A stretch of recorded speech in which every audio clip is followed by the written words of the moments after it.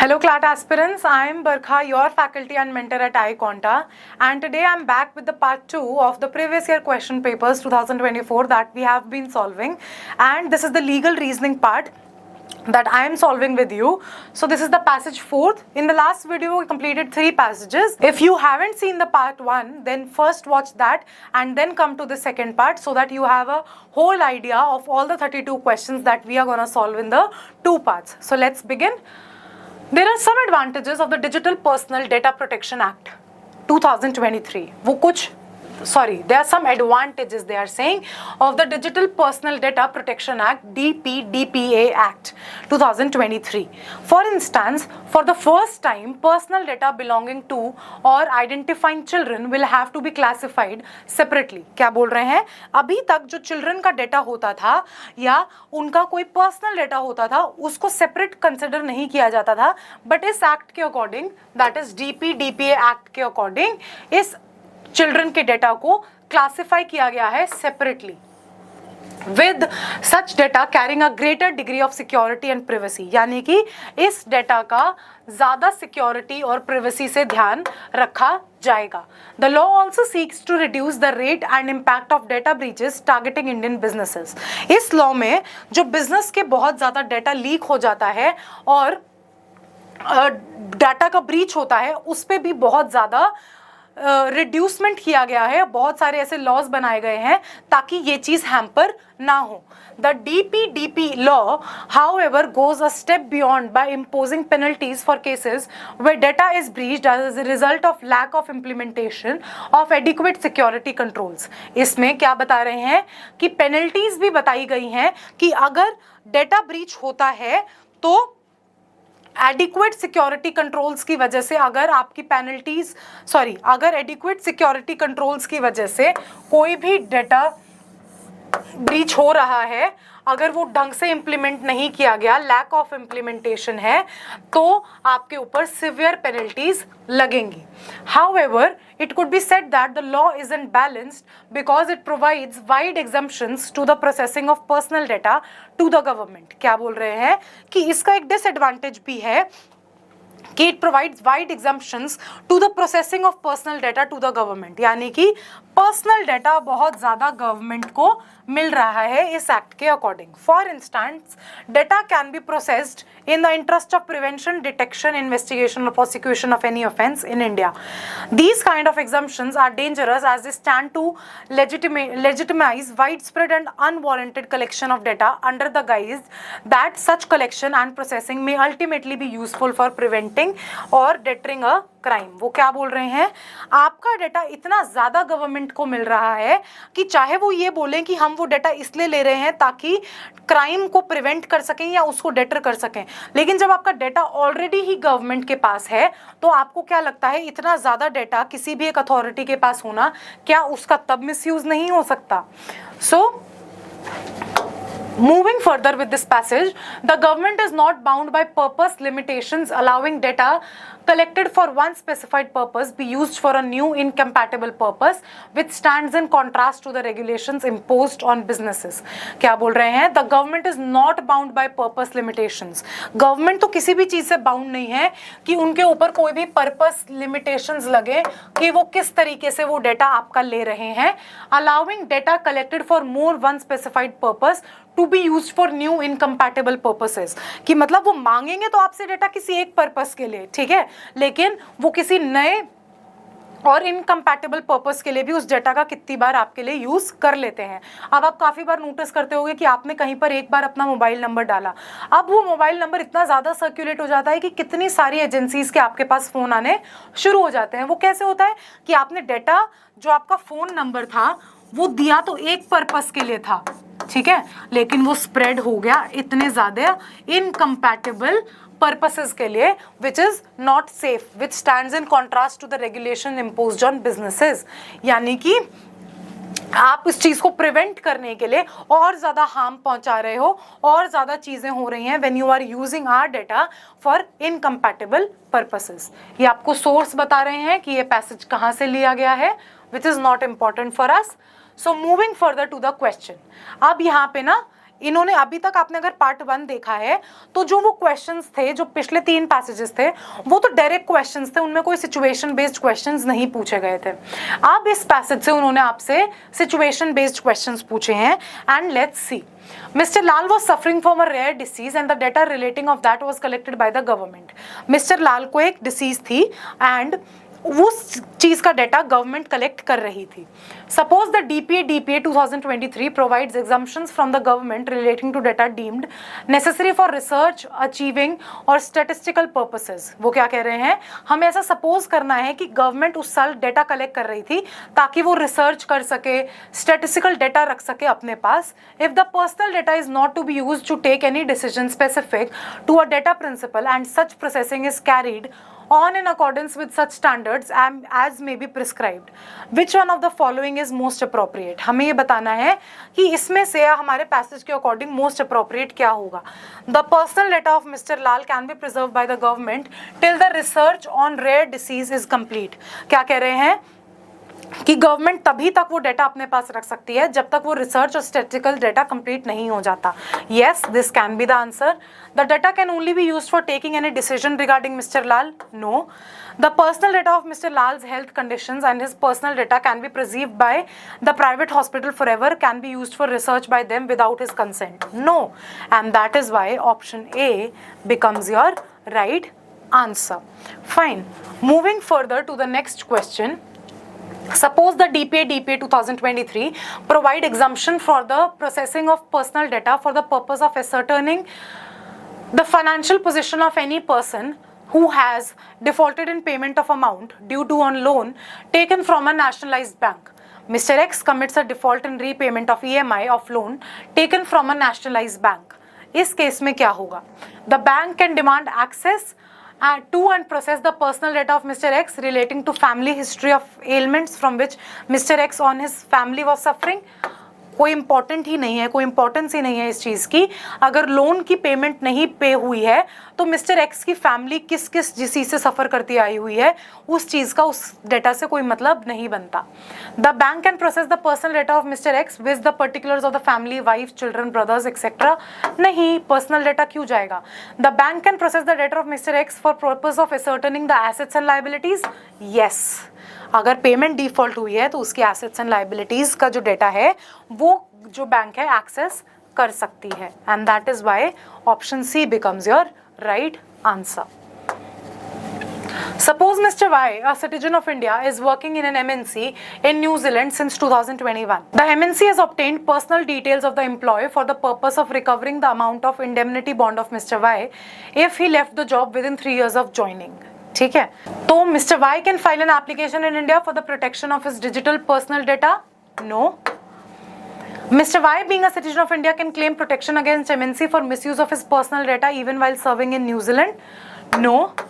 The DPA 2023 is not applicable since data is held outside India. Yes, this would be your right answer. क्योंकि DPA Act जो लगेगा वो सिर्फ Indian citizens पे लगेगा, और सॉरी इंडियन सिटीजन्स पे नहीं लगेगा, इंडियन सिटीजन तो वो है ही, वो उस पे लगेगा जहाँ डेटा सिर्फ इंडिया में मिसयूज़ किया जा रहा है या इंडिया में एक्सेसिबल है। जब डेटा इंडिया के बाहर है तो DPA एक्ट इस पे नहीं लगेगा. Fine. If personal data is identified as any data about individual who is identified by or in relation to such data, which one of the following shall be classified as personal data? इनमें से किसको personal data बोला जाएगा? Name of the person, full residential address, Aadhaar number, all of the above. All of the above would be the right answer. I think there has been a answer mistake. All of the above. Name of the person is also the personal data. Full residential address, Aadhaar number. Everything is the personal data. In which of the following cases the access to personal data shall be granted and the person whose data is accessed and processed cannot claim personal data protection? किस पे personal protection नहीं लगेगी ये situation में? Mr. Z committed any robberies and police wants to access his Aadhaar card details and fingerprint data for the purpose of tracing Mr. Z. Mister Z को trace करने के लिए उसी के fingerprints Doesn't make any sense. It is apprehended that a person identified as Mr. G would spread hatred among various communities, which would lead to riots, and police intends to use the mobile number and other personal details of Mr. G for the purpose of preventing such crimes. Yes, and that is why option B becomes your right answer. Fine. Which of the following is correct?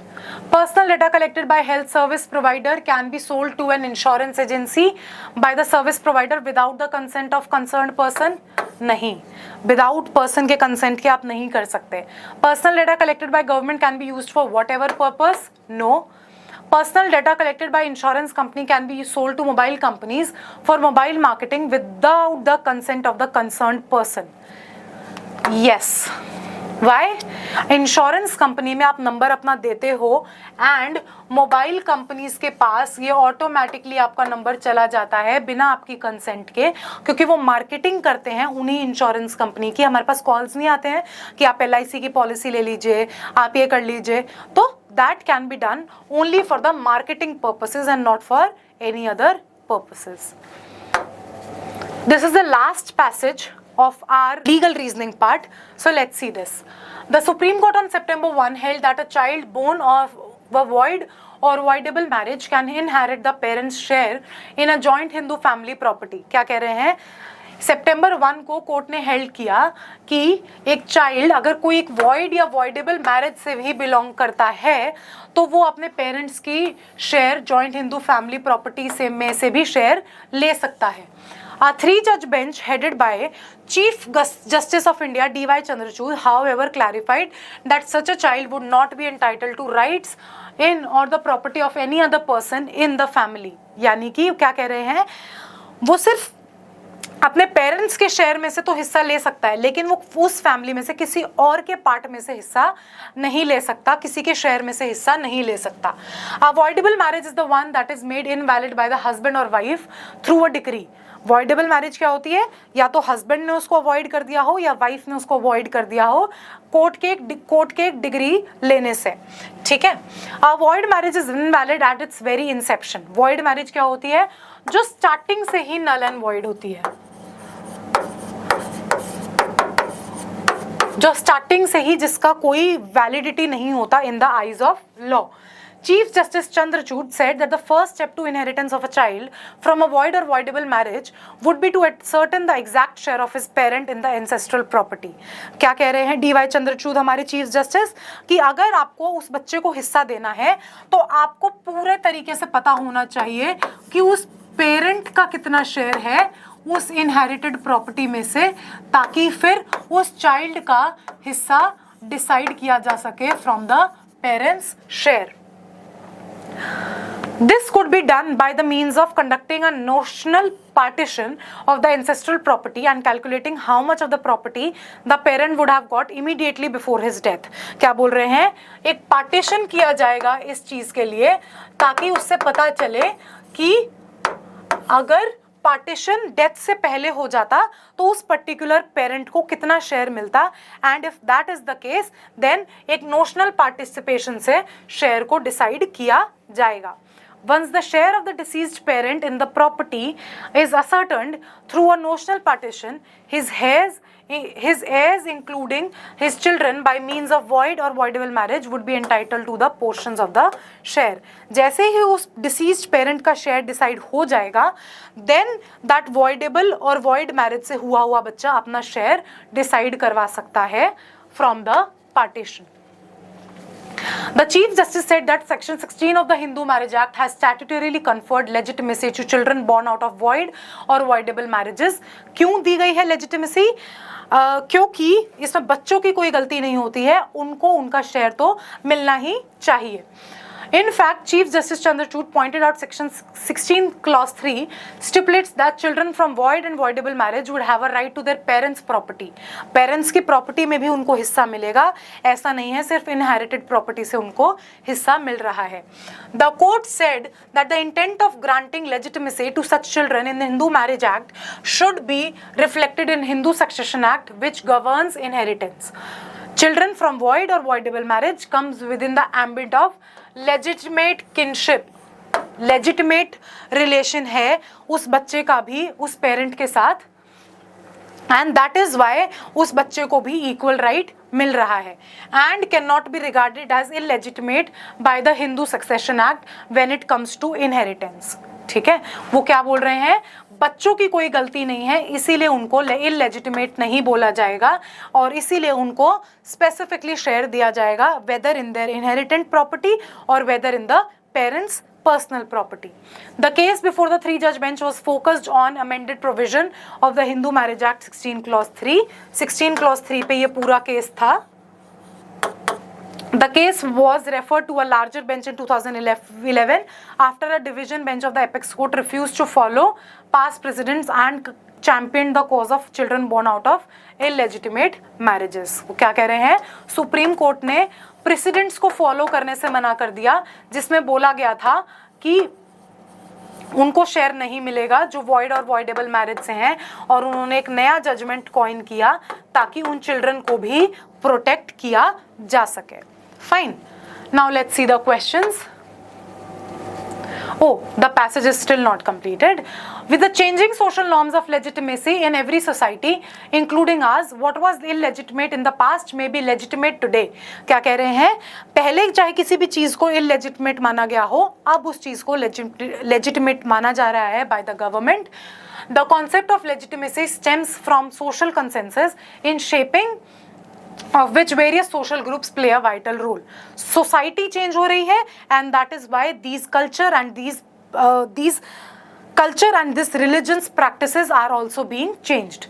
During the hearings on the reference, Chief Justice Chandrachud had agreed with the division bench findings that children from void and voidable marriage had rights over the property whether self-acquired or ancestral of their parents. क्या बोल रहे हैं, last में यही decision आया supreme court का और Chandrachud justice ने भी यही कहा कि चाहे एंसेस्ट्रल प्रॉपर्टी हो चाहे सेल्फ एक्वायर्ड प्रॉपर्टी हो पेरेंट की, दोनों में चिल्ड्रन को हक है अपना राइट लेने का, अपना शेयर लेने का. Fine. Questions. Ashima and Ashok got married to each other in traditional Hindu ceremony in Calcutta, after which they both moved to USA, where Ashok had a job. ठीक है, आशिमा और अशोक की शादी हुई कैलकाटा में, जो शादी के तुरंत बाद वो दोनों यूएस से शिफ्ट हो गए और अशोक की वहाँ पे जॉब थी. In the USA they had a child whom they named Gagol. ठीक है, बच्चा हुआ उनका Gagol. Many years later, Ashima found that Ashok was already married to Sushma before their wedding in Calcutta. थोड़े साल बाद आशिमा को पता चला कि अशोक ने ऑलरेडी एक शादी कर रखी थी उसकी शादी होने से पहले, and that girl was Sushma. Ashok and Sushma also had a child from their marriage, Arpita. Ashok और सुषमा का भी एक बच्चा था, that was Arpita, who was older than Gagol by 4 years. यानी कि जो गगोल है और अर्पिता है उनके बीच में कितना गैप है, 4 years का गैप है, and Arpita is the Elder one.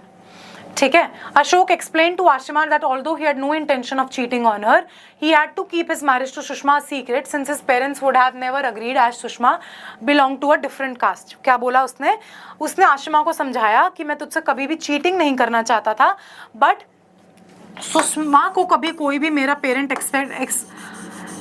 Accept नहीं करता क्योंकि वो एक डिफरेंट कास्ट से बिलोंग करती है. Fine. Ashima is shocked to learn her marriage to Ashok is void as per Hindu marriage laws since Ashok was already married before their wedding. Ashima को बहुत बड़ा शॉक लगा ये सुन के कि वो एक void मैरिज से बिलोंग करती है क्योंकि उसकी सेकंड मैरिज थी और वो ऑलरेडी सुषमा से मैरिड था. Since she is trying to explore possibilities so that Gagol doesn't lose an inheritance from his father's side of family. अब वो गगोल का फ्यूचर सेव करने के लिए ऑप्शंस ढूंढ रही है कि कैसे उसको इनहेरिटेंस की प्रॉपर्टी में से शेयर मिले. अब हमें बताना ही क्या चीज सही होगी. Gagol could claim the entirety of Ashok shares of ancestral property. नहीं, पूरा नहीं मिलेगा क्योंकि एक और बच्चा है अर्पिता, उसको भी शेयर मिलेगा. Gagol would inherit the entire ancestral property as the only son of Ashok. क्या बोल रहे हैं कि गगोल को पूरा इंसेस्ट्रल प्रॉपर्टी का सारा हिस्सा मिलेगा as the only son of Ashok. ठीक है. Gagol would inheritance is share from with in Ashok share of full ancestral property without prejudice to the inheritance of other legal heirs including Arpita. Only Sushma and Arpita are the rightful legal heirs of Ashok. What do you think? What will be the right answer? The right answer would be B, क्योंकि जब का ये passage है तब the women didn't have the right in the share of their father's property, and that is why option B becomes your right answer. Fine. In the above fact scenario, consider a property that was purchased by Ashok from his own earnings in the USA, thereby not making it a part of ancestral property, but instead falling in the category of self-acquired property. Self-acquired property में किस किस को मिलेगा हिस्सा? Sushma, Ashima, Arpita and Gagol, as they are all the rightful legal heirs. Yes. Sushma, Ashima, Arpita and Gagol, चारों को हिस्सा मिलेगा in the property of the self-acquired property of Ashok. Based on your reading of the passage, how did Hindu Marriage Act influence the outcome of the case on inheritance? Select one option. The amended provisions, last line थी हमारे passage की. The amended provisions of the Hindu Marriage Act give legitimacy of the second marriage and the succession coming therefrom. And that is why option B becomes your right answer. Fine. Question number 29. 12-year-old Kausalya was married to 23-year-old Dashrath in her maternal home in Uttar Pradesh. She completed her education after her marriage and went to get a job as a teacher at a government school. Dashrath's family, however, was opposed to her taking up a job outside the house and insisted that she should stay at home and look after her two sons, Ram and Lakshman. Kausalya, however, was very excited to starting her new job and sought advice from her younger sister Varshini, who was training to be a lawyer. Varshini advises her that since she was married before she turned 18, her marriage was voidable and she could get it annulled. Kausalya, who was not very happy in her marriage, considers this option but is worried that her sons lose their inheritance. Kausalya उस marriage से खुश नहीं थी. She was being 12 years of age, could have avoided the marriage, and that is why it was a voidable marriage. तो हमें बताना है कि उसके जो दो बच्चे थे राम एंड लक्ष्मण, उनको शेयर मिलेगा या नहीं मिलेगा. Both Ram and Lakshman can inherit? Yes, they can inherit, क्योंकि voidable marriage के बच्चे भी इस चीज को शेयर को ले सकते हैं, and that is why option B becomes your right answer. Ajay is married to two women, Diya and Riya, and both don't know of each other. Ajay ने दो शादियां की हुई हैं, दिया एंड रिया, जो दोनों को ही पता नहीं है. He was married to Diya first when they both were around 23 years of age. They have no children. He later got married to Riya in a temple and she had no idea about first marriage with Diya. Ajay and Riya have two children, Raj and Rani. Diya से उसका कोई बच्चा नहीं है, रिया से उसके दो बच्चे हैं, राज and Rani. One day Riya found out about Diya from one of his Ajay's college friends. She wants to divorce Ajay but finds out that her marriage with him is void since he was already married at that time. रिया को पता चल जाता है कि उसकी already शादी हो चुकी है and she wants to take divorce from Ajay क्योंकि उसकी मैरिज तो वॉइड है. At a law she goes to a lawyer to find about the rights of her children. उसके चिल्ड्रन के क्या राइट्स होंगे. He would say that the children can still inherit property from Ajay thanks to Supreme Court judgment. Of course the children of Riya can claim their share from Ajay and that would be the right answer. In the above scenario, Riya wants to know if there is any way in which the judgment can come to her aid while inheriting property owned by Ajay. Yes, no, she cannot inherit property as the judgment merely talks about the rights of the children from void marriages. उस रिया का, that is she belonging from a second marriage, उस लड़की का कोई right नहीं है from this judgment because this judgment talk about the rights of whom? The rights of the children coming from void and voidable marriages, right? Srimati's first marriage was void due to being within the prohibited degree of relationship. Dhanalakshmi, who is a daughter of Srimati from her first marriage, confronts her mother once she finds her identity, demanding her share in the mother's ancestral property. Srimati, however, subsequently married Draupad and has two daughters with him, Ira and Shira, and she is not interested in giving any property to Dhanalakshmi. Dhanalakshmi decided to assert her right in the court of law, decide whether Dhanalakshmi shares will be given or not. Dhanalakshmi could demand a notional participation and get a share from Srimati's portion of her ancestral property. Yes, this would be the correct option because चाहे वो voidable marriage हो चाहे वो void marriage हो, Dhanalakshmi being the children, she would get the share in the ancestral property.